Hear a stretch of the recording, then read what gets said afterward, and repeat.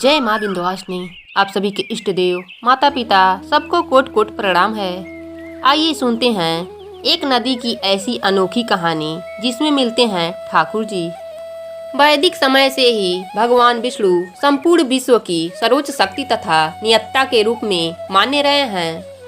विष्णु पुराण के अनुसार भगवान विष्णु निराकार पर ब्रह्मा, जिनको वेदों में ईश्वर कहा है, चतुर्भुज विष्णु जी को सबसे निकटतम मूर्त एवं मूर्त ब्रह्मा कहा गया है।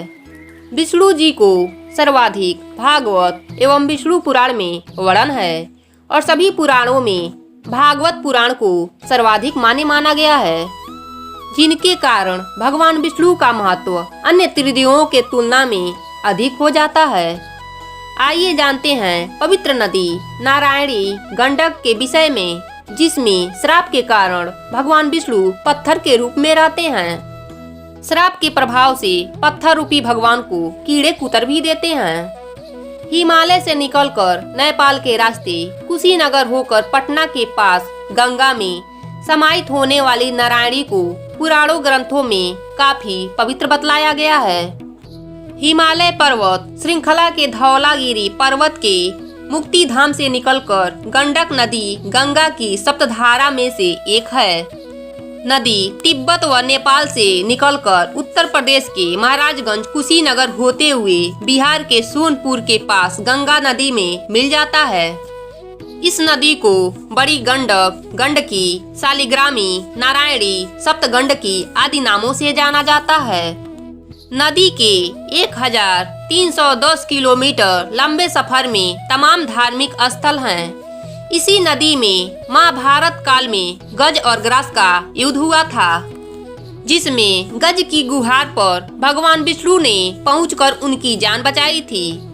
जरासंध वध के बाद पांडवों ने इसी पवित्र नदी में स्नान किया था। इस नदी में स्नान व ठाकुर जी की पूजा से सांसारिक आवागमन से मुक्ति मिल जाती है। गंडक नदी व भगवान के पत्थर बनने की बड़ी रोचक कथा वर्णित है। शंखचूड़ नाम के दैत्य की पत्नी वृंदा भगवान विष्णु की परम भक्त थी। वह अपने हृदय में भगवान को धारण करती थी। पतिव्रता वृंदा के साथ छल करने के कारण वृंदा ने भगवान को श्राप देते हुए पत्थर हो जाने व कीटों द्वारा कुतरे जाने का श्राप दे दिया था। भक्त के श्राप का आदर कर भगवान पत्थर रूप में गंडक नदी में मिलते हैं। भगवान विष्णु के जिस शालिग्राम रूप की पूजा होती है, वह विशेष पत्थर इसी नारायणी गंडक में मिलता है। गंडक नदी में ठाकुर जी 33 प्रकार के मिलते हैं।